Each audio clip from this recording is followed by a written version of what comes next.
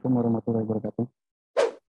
Sebelumnya saya ingin berterima kasih terlebih dahulu ke manajemen yang telah memberikan kesempatan pada saya untuk mengisi materi TikTok pada pagi hari ini. Sebelumnya, uh, nama saya Dio Agus Noprijal. Saya dari tim HCM, timnya Mas Sigit. Saya bergabung di BSI itu sekitar tahun lalu di bulan Agustus. Jadi terhitung sekarang itu udah sekitar 7 bulanan. Untuk saat ini saya dan teman-teman itu di HCM nge-handle sistem UI portfolio. Oke, itu aja perkenalan dari saya. Kita langsung ke materi. Jadi pada kesempatan kali ini saya ingin membawakan materi yang berjudul Shiny App from RStudio. Di sini teman-teman apakah ada yang pernah baca atau dengar tentang Shiny App ini? Oke, saya jelaskan sedikit. Jadi Shiny App ini merupakan package atau library yang ada di bahasa pemrograman R yang memungkinkan kita, developer itu, dapat mengimplementasikan project R kita ke dalam bentuk website. Sedikit cerita pengalaman saya ketika menggunakan library ini. Jadi sebelumnya itu saya pernah mengembangkan sistem untuk mendeteksi adanya penyalahgunaan akun di Wi-Fi UI Connect. Untuk data trainingnya itu dulu menggunakan data Log Palo Alto yang ada di Wi-Fi UI Connect, dan metode yang saya gunakan itu metode K-means. Pendekatan yang saya lakukan itu menggunakan bahasa pemrograman R karena kebutuhannya pada saat itu tidak hanya mengembangkan modelnya saja, jadi butuh minimal ada prototipenya. Itu saya ketika explore itu ketemu dengan library ini, Shiny App. Jadi alhamdulillah itu cara penggunaan itu cukup mudah untuk implementasinya. Hanya saja kemarin itu kendalanya paling di segi dokumentasi untuk penggunaan library-nya ya. Jadi masih sedikit kemarin itu dokumentasinya. Tetapi kalau yang untuk R-nya itu udah banyak di internet. Jadi harapannya dari pengalaman ini saya bisa sharing di pagi hari ini dan bisa berdiskusi lah ke teman-teman yang lain. Oke, kita balik ke materi. Jadi yang pertama, sebelum kita bahas tentang penggunaan library Shiny, kita bahas terlebih dahulu tentang apa itu bahasa pemrograman R.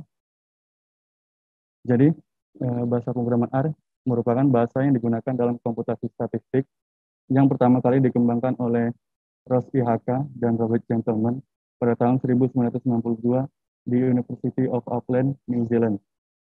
Untuk namanya sendiri diambil dari akronim dari nama kedua founder tersebut ya, R. Selanjutnya, R memiliki package yang dikembangkan oleh pengembang dan komunitas untuk keperluan analisis statistik. Contohnya itu seperti fungsi statistik, fungsi clustering, klasifikasi, dan masih banyak lagi. Selanjutnya, sistem operasi yang didukung antara lain Unix, Linux, Windows, dan macOS, bersifat open source dan memiliki dukungan komunitas yang besar, menyediakan package untuk analisis statistika dan numerik yang lengkap dan terus bertambah. Nah, kemudahan penggunaannya di bahasa pemrograman R dan dukungan komunitas yang besar, itu membuat R menjadi salah satu bahasa pemrograman yang cukup populer di dunia analisis data. Oke, selanjutnya itu fitur dan karakteristik R. Yang pertama itu bersifat case sensitif. Ini maksudnya huruf besar dan huruf kecil itu dianggap berbeda di bahasa pemrograman R. Yang kedua, segala sesuatu yang ada pada program R akan dianggap sebagai objek. Nah, konsep objek ini mirip sebenarnya di bahasa pemrograman lain, hanya saja di bahasa pemrograman R itu lebih sederhana. Yang ketiga, interpreted language atau script. Interpreted language ini maksudnya itu kita dapat mengeksekusi langsung dari source yang kita buat.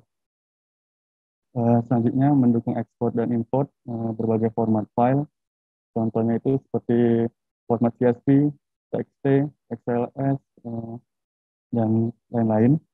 Mudah dalam menggunakan library.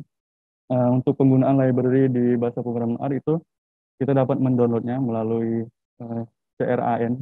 Itu merupakan server yang di-maintenance langsung dari RStudio. Sedangkan kalau mau menggunakan package lain itu ada di GitHub. Yang terakhir, menyediakan berbagai fungsi untuk keperluan visualisasi data. Nah, ini salah satu kelebihan dari bahasa pemrograman R. Terdapat banyak sekali visualisasi datanya, baik yang bawaan dari R itu sendiri atau package lain yang di luar R. Contohnya itu ada ggplot, ggvis. Nanti kita akan bakal lihat contoh-contoh visualisasinya. Oke, selanjutnya kelebihan dan kekurangannya. Kita bahas kelebihannya dulu dari bahasa pemrograman R. Yang pertama itu bersifat multi-platform operating system. Maksudnya di sini jadi ketika kita berpindah-pindah OS itu code R-nya itu masih bisa dieksekusi, masih bisa dijalankan. Yang kedua, pengguna dapat memprogram metode baru atau mengembangkan dan melakukan modifikasi dari metode yang telah ada pada library R. Yang ketiga, visualisasi data yang lengkap, dukung komunitas yang banyak, bersifat open source, sehingga bisa digunakan secara gratis tanpa harus membayar lisensi. Selanjutnya kita bahas kelemahan dari bahasa pemrograman R. Yang pertama itu, walaupun relatif mudah untuk dipelajari, akan tetapi menurut Junior Dev itu mengatakan ini bukanlah bahasa yang cocok untuk pemula. Jadi saya setuju dengan pendapat ini, karena di bahasa pemrograman R itu kurang cocok untuk melatih-latih dasar dari programming. Yang kedua, itu untuk data yang berukuran sangat besar. Di R itu membutuhkan alokasi memori yang besar untuk eksekusinya. Nah, ini berdasarkan pengalaman saya pribadi. Jadi, waktu itu saya mengolah data itu sekitar 6 gigaan lebih. Dan itu sangat banyak untuk penggunaan memorinya. Dan untuk eksekusinya itu waktunya itu sekitar 8 menitan untuk eksekusinya. Jadi cukup lama kalau untuk data yang besar. Nah, selanjutnya kita masuk ke pembahasan tentang RStudio. Jadi RStudio ini merupakan Integrated Development Environment atau IDE untuk bahasa pemrograman R. Ini semacam software untuk kita menulis sintaks-sintaks R di RStudio. Selanjutnya, RStudio banyak fitur yang memudahkan pengembang untuk pengembangan proyek R, mendukung sistem operasi antara lain Linux, Windows, macOS, dan lain-lain. Oke, ini gambaran untuk tampilan workspace-nya ya di RStudio. Di sini saya jelaskan sedikit di bagian atas kanan, atas kiri ini code editor di mana kita untuk menulis sintaks-sintaks R-nya di sini. Ketika kita mengeksekusinya, kita dapat menekan tombol Ctrl Enter atau Run di sini, dan untuk hasilnya itu akan langsung ditampilkan di melalui konsolnya.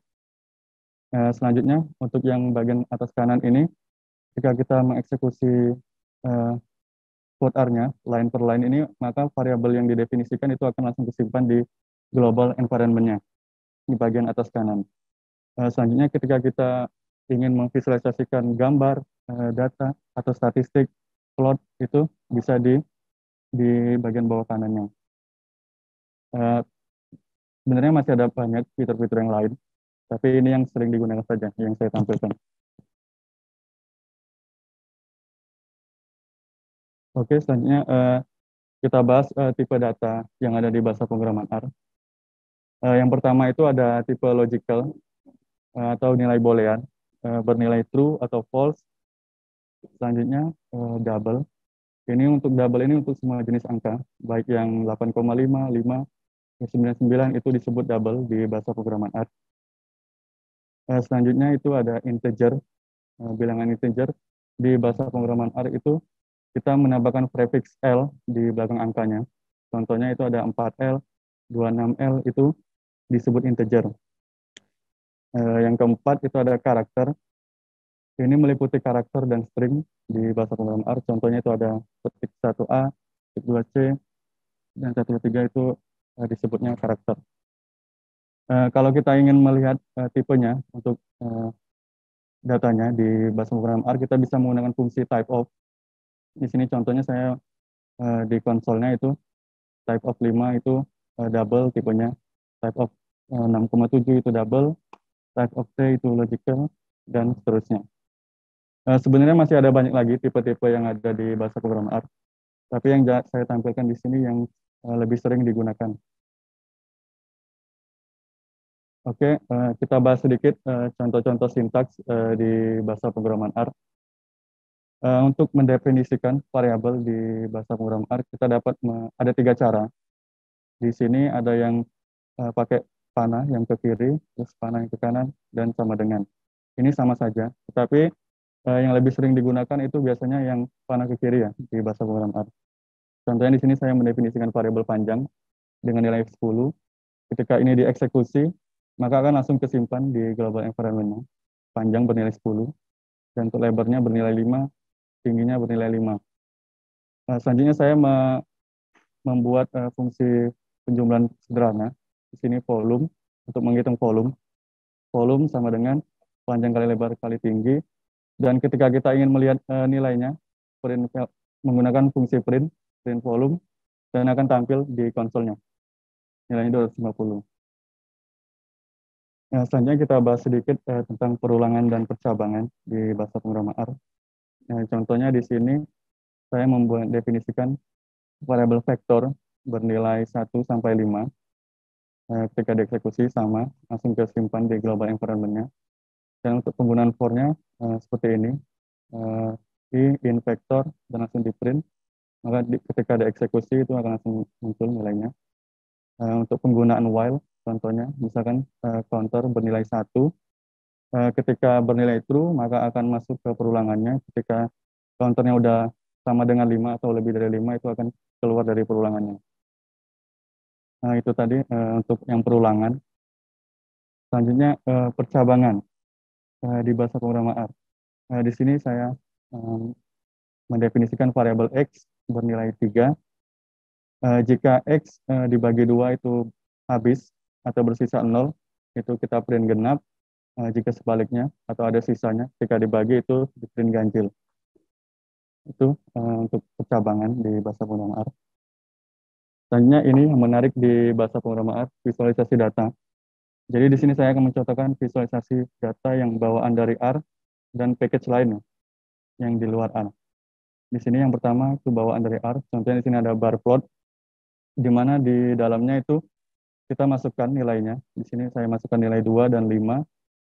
Dan ada parameter main untuk menampilkan judul dari grafiknya.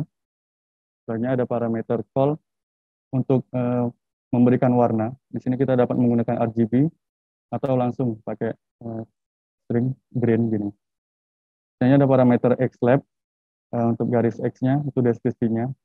Selanjutnya yang ylab untuk deskripsi di garis Y, dan sub untuk semacam subtitle di deskripsi yang garis X. Itu untuk yang bawaan dari R. Ada banyak lagi sebenarnya, tapi ini saya contohkan satu.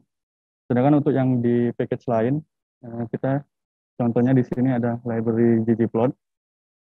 Untuk penggunaannya ini kita harus download terlebih dahulu di sini di package.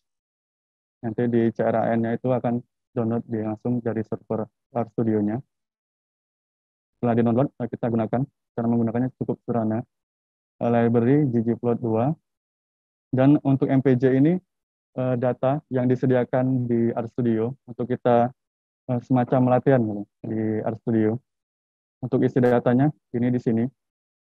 Ada sekitar 224 data.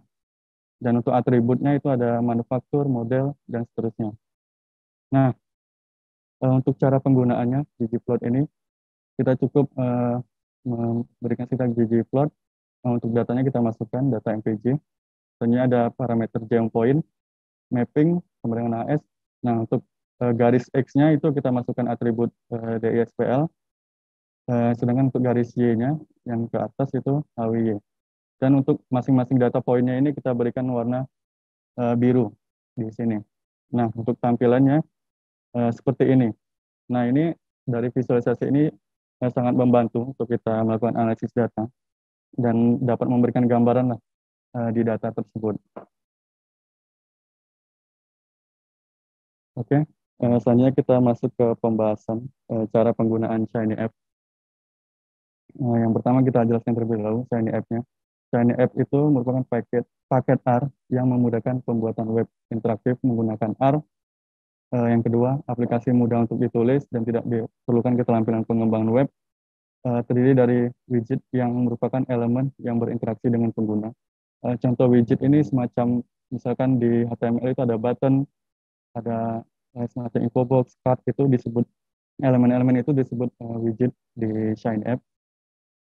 Selanjutnya Shiny dapat dikembangkan dengan tema CSS, widget HTML, dan JavaScript. Yang terakhir, Shiny menggabungkan komputasi R dan web yang interaktif. Oke, mungkin langsung contohkan saja ya untuk pembuatan proyeknya di Shiny.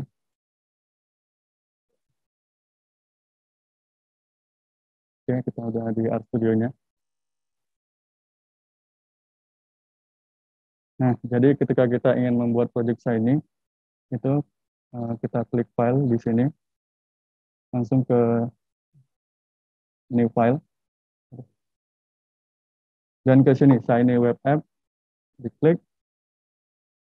Nah, yang pertama itu kita beri nama untuk proyeknya, yang di sini BSII. Selanjutnya ada application type. Maksudnya application type ini tipe filenya, itu ada yang single, ada yang multiple. Untuk yang single itu UI atau front end dan servernya itu atau back endnya itu digabung di satu file menjadi FR. Sedangkan untuk yang multiple itu dipisah untuk yang UI sama servernya. Kita gunakan yang multiple. Nah, ini untuk tampilan awalnya ya untuk project R secara default. Di sini untuk UI dan servernya.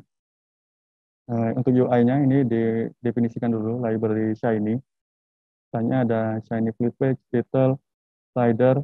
Mungkin kita coba aja lihat project defaultnya dari Shiny App.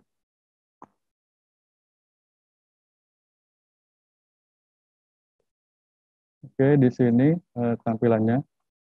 Di sini ada widget title panel. Di sini untuk menampilkan judulnya. Selanjutnya ada slider, yang dimana berisikan slider untuk number of bins, yang bernilai minimalnya itu 1, maksimalnya itu 50. Dan di sini terdapat bins ini semacam ID di slidernya. Nanti untuk digunakan di backend-nya, di servernya. Selanjutnya itu ada main panel, plot output untuk menampilkan tabel histogramnya di sini. Nah, untuk ID-nya itu di slot. Selanjutnya kita lihat servernya, bagian backend-nya. Sama itu didefinisikan juga library Shiny, Shiny server, output. Nah, ini di slot yang merupakan ID yang ditampilkan di grafik histogram tadi, menggunakan fungsi render plot, X yang bernilai faithful. Faithful ini merupakan data, sama kayak yang MPJ tadi, yang data yang disediakan di R. Terus kolom yang kedua yang digunakan. Selanjutnya bins, sequence ini minimal nilai X-nya dan maksimal nilai X-nya. Dan input bins ini menampung input dari slidernya. Selanjutnya, untuk menampilkan tabel histogramnya itu menggunakan fungsi hist. Kita masukkan datanya X. Untuk bricks-nya itu bins, kolomnya warna barbarnya ini dark gray, bordernya white. Ini untuk project default di R. Kita balik ke materi lagi.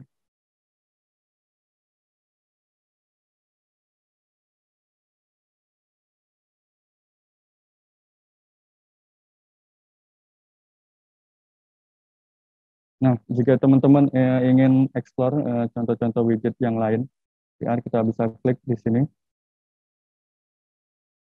di shiny.app.artstudio.com di galerinya. Itu ada contoh-contoh project dari uh, Shiny. Di sini ada contoh project, terus kita lebih fokus ke contoh-contoh widgetnya ya. Di Shiny App itu ada di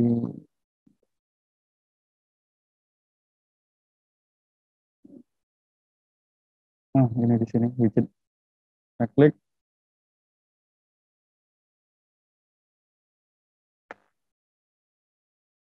Ini contoh-contoh widget yang ada di Shiny App. Contohnya ada button, single checkbox, checkbox group, date range, date input. Kalau teman-teman ingin melihat code-nya, itu diklik di sini, di code.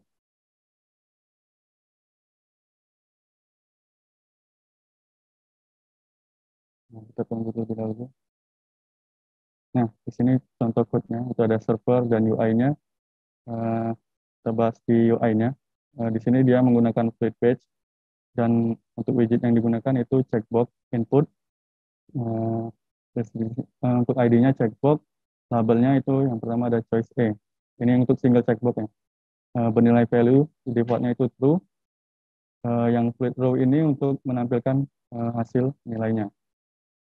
Sedangkan di sisi servernya atau backend-nya itu output menampung value, render print menampung input checkbox-nya. Contohnya di sini ketika dia bernilai check itu true, ketika kita uncheck dia akan bernilai false. Itu untuk contoh widget yang single checkbox. Teman-teman bisa explore lagi di widget-widget yang lain.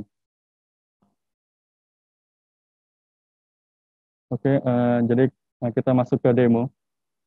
Jadi sebelumnya itu saya sudah membuat sistem sederhana machine learning untuk mendeteksi pengguna yang terindikasi melakukan pembelian menggunakan metode model sederhana menggunakan fungsi klasifikasi. Itu metodenya itu logistic regression. Untuk sampel data trainingnya itu saya menggunakan data ini. Ini sekitar datanya itu sekitar 400-an. Saya dapatkan itu di kaggle.com sampel datanya. Untuk isi sampel datanya ini ada user ID berisikan ID-ID pengguna yang ada di data ini.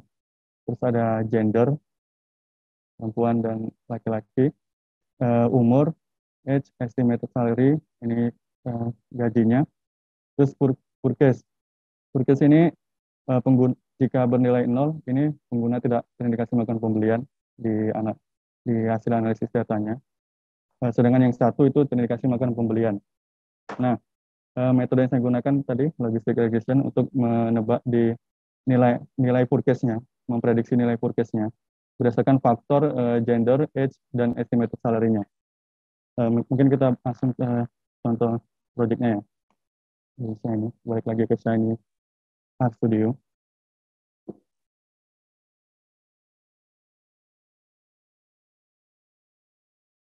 Oke, ini project-nya sekarang.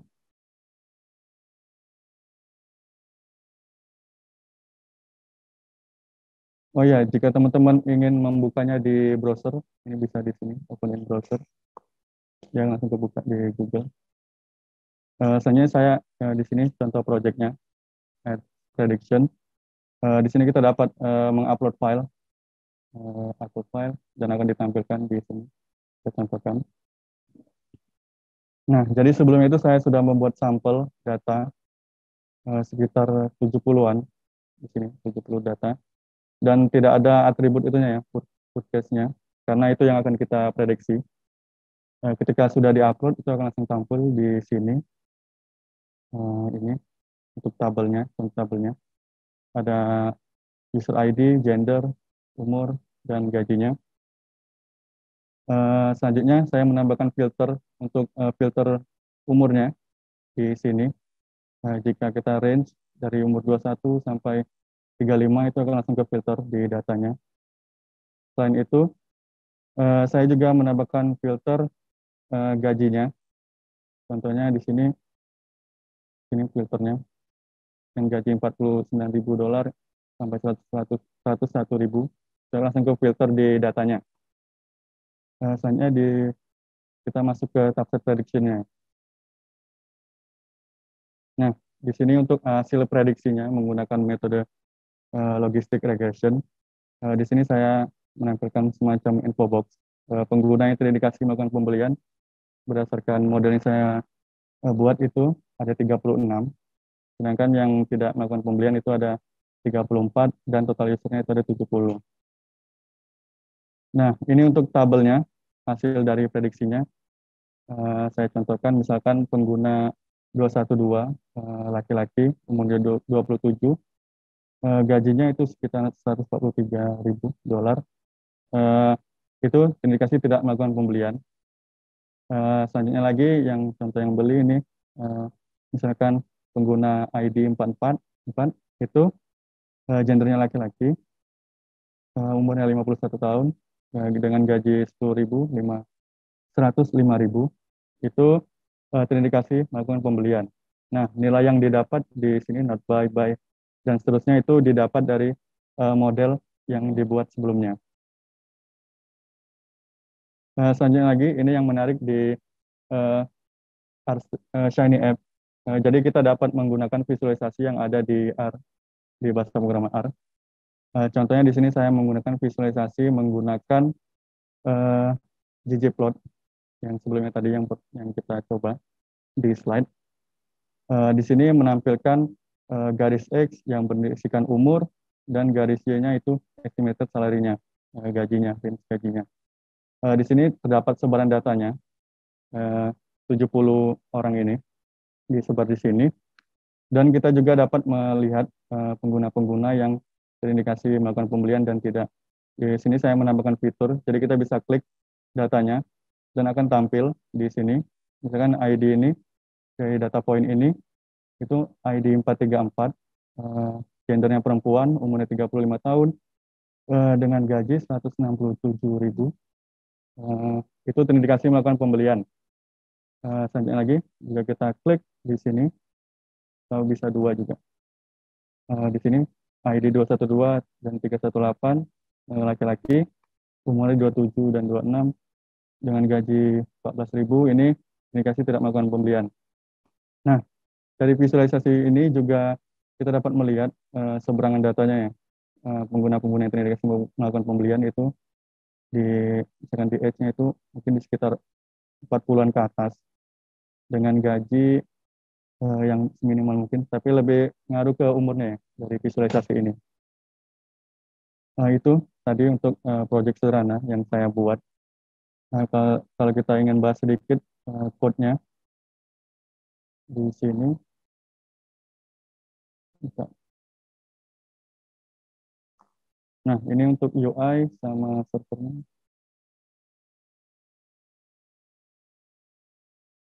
Oke, kita bahas di UI-nya dulu.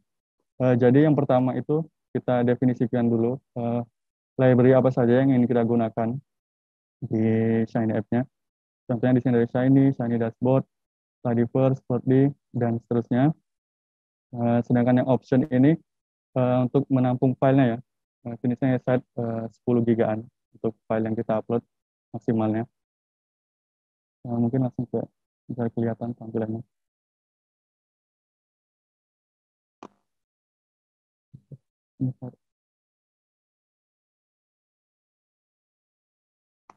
Oke, di sini kan ada Shiny UI dashboard.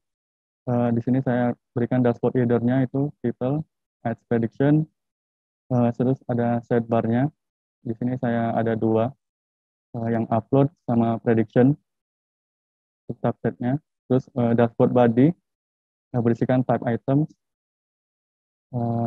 Yang pertama itu ada page yang pertama yang kita set di sini.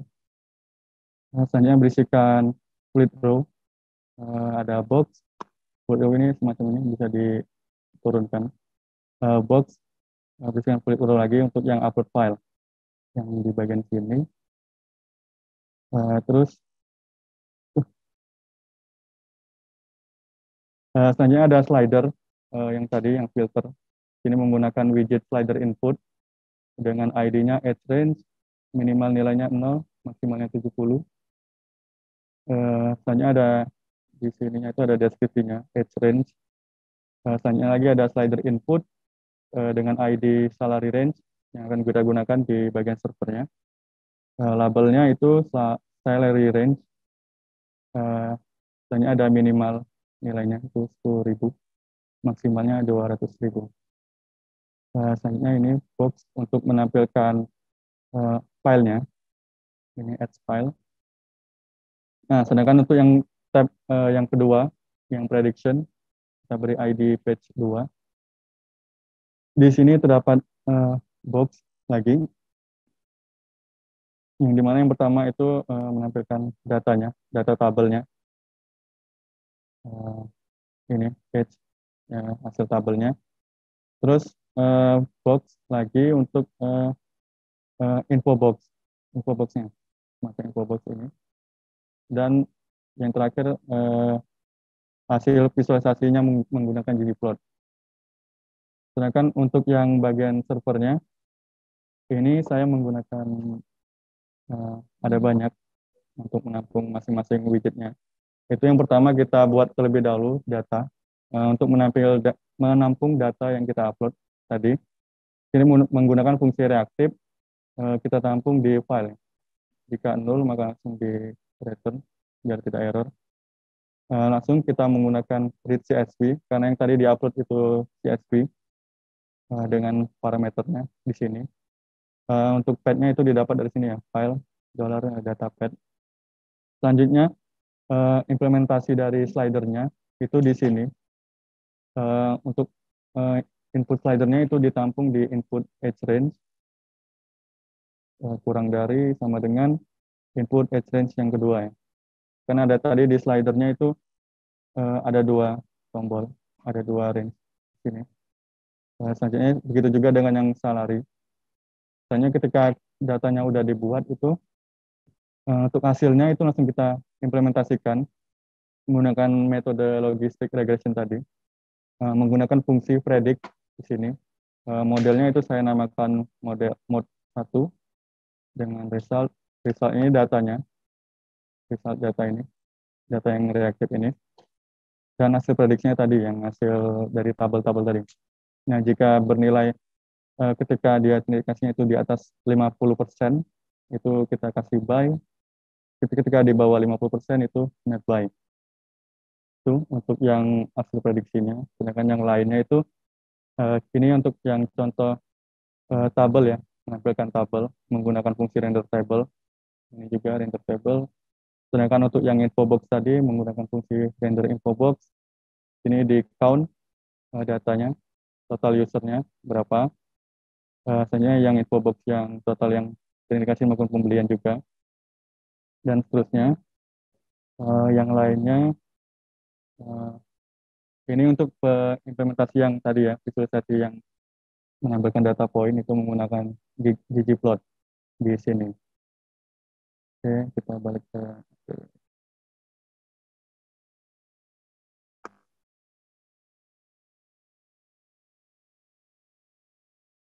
Oke, teman-teman,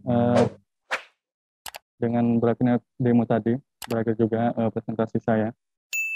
Semoga bermanfaat untuk teman-teman mengenai Shiny App untuk melakukan analisis data. Lebih dan kurangnya, saya mohon maaf. Wabillahi taufiq wal hidayah. Wassalamualaikum warahmatullahi wabarakatuh.